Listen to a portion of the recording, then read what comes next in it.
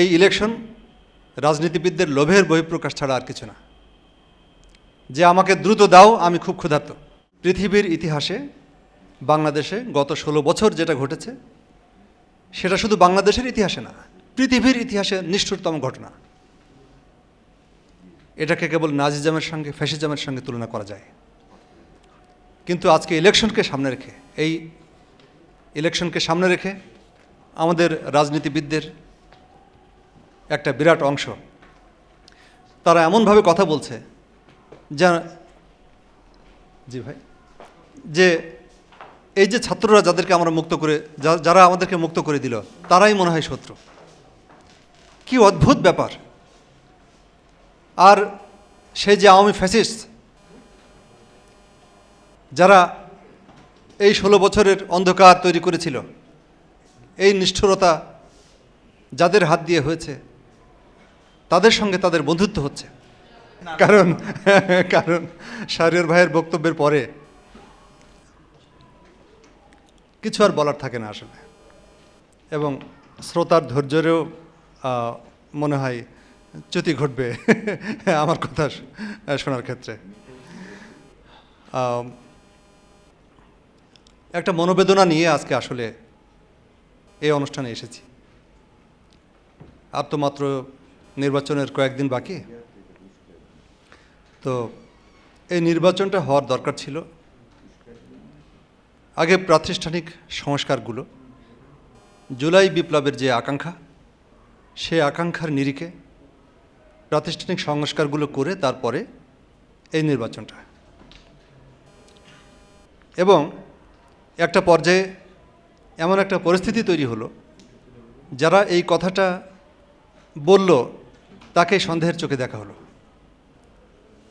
এবং প্রফেসর ইউনূসের সরকারকেই একটা পর্যায়ে সন্দেহের চোখে দেখা হলো, যে মনে হয় প্রফেসর ইউনূস ক্ষমতায় দীর্ঘদিন থাকতে চাচ্ছেন, দীর্ঘায়িত করতে চাচ্ছেন।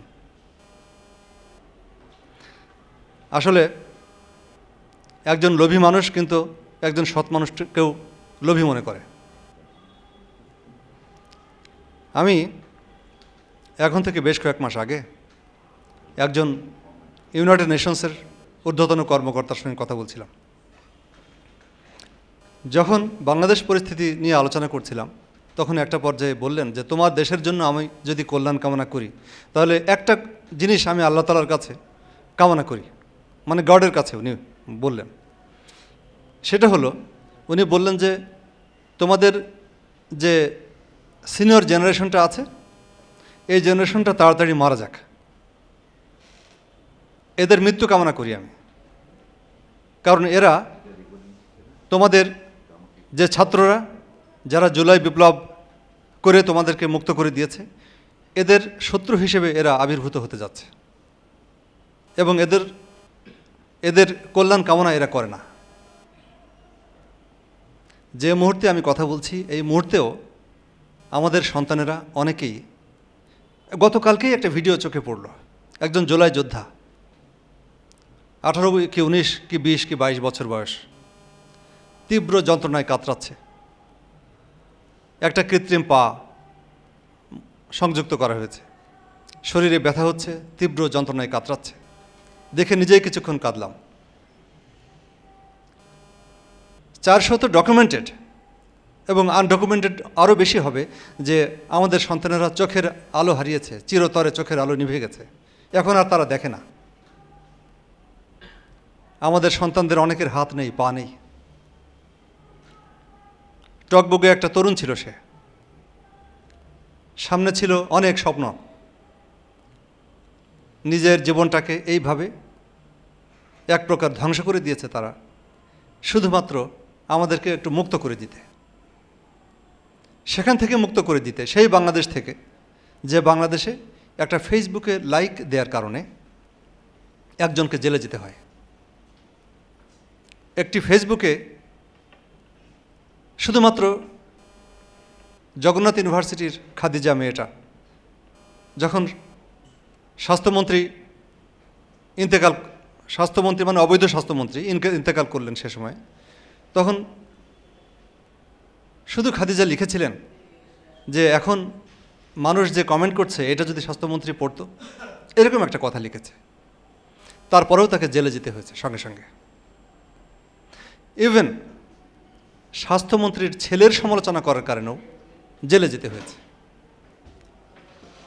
হাজার হাজার মানুষ জুলাই বিপ্লবের সময়কার যে হতাহতের সংখ্যা সেটার একটা ডকুমেন্টেশন হয়েছে, ইউনাইটেড নেশনস করেছে।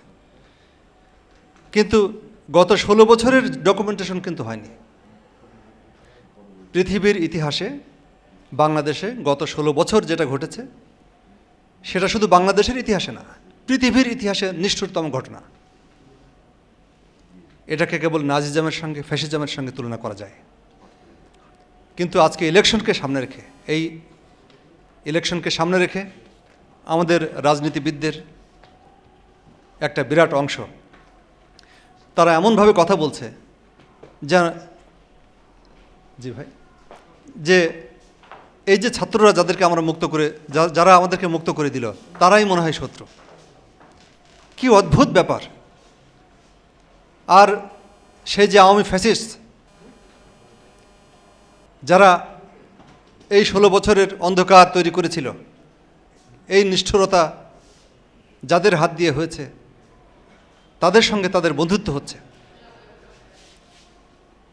এই যে আত্মপ্রবঞ্চনা, যে জাতি এই আত্মপ্রবঞ্চনা নিয়ে এগিয়ে চলে, সেই জাতি আর যাই হোক সে অন্ধকার থেকে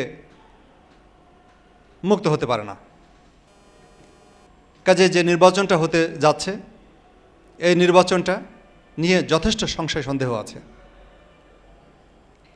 প্রাতিষ্ঠানিক সংস্কার না করে আপনি কিভাবে ইলেকশন করেন?